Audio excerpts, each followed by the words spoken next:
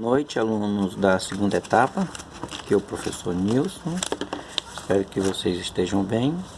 Hoje a gente vai continuar falando sobre o cilindro, mas agora falar sobre a área lateral e total do cilindro e também sobre o volume de um cilindro, certo? Hoje a gente vai ver essa parte aqui, certo? Que é para a gente encerrar essa parte de cilindro. Bom, a área lateral de um cilindro é a área que cobre o cilindro que você precisa para cobrir ele, ou seja, é a área que você precisa para cobrir dois círculos, que é o de cima e o de baixo, e a área para cobrir essa parte aqui, que quando a gente abre ela, a gente já sabe, é um paralelogramo, ó, certo? Bom, essa área, a área dessa parte aqui, como isso aqui é um paralelogramo, ela é dada pela base vezes a altura. Certo? Acontece que essa base, ó, daqui para cá, esse tamanho tem que encaixar aqui nessa circunferência, porque ela fica aqui em volta.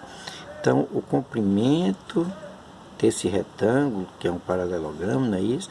É o mesmo comprimento da circunferência, que é dado por 2πr, certo? O comprimento da circunferência é 2πr, onde esse r é o raio da circunferência.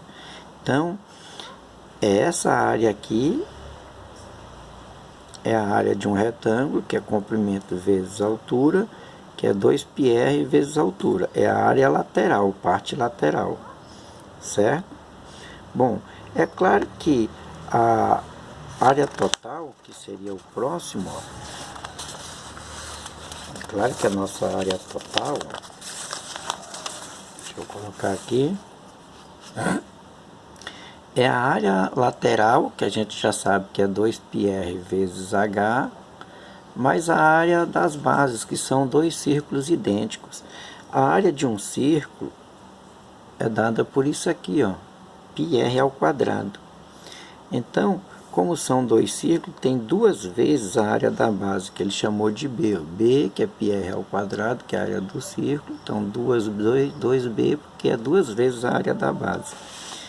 Bom, como a área lateral é 2πr vezes h, que é comprimento, que é 2πr vezes a altura, e duas vezes a área da base é duas vezes πr ao quadrado, ó, porque o b é πr ao quadrado, você observa que 2πr aparece nos dois termos.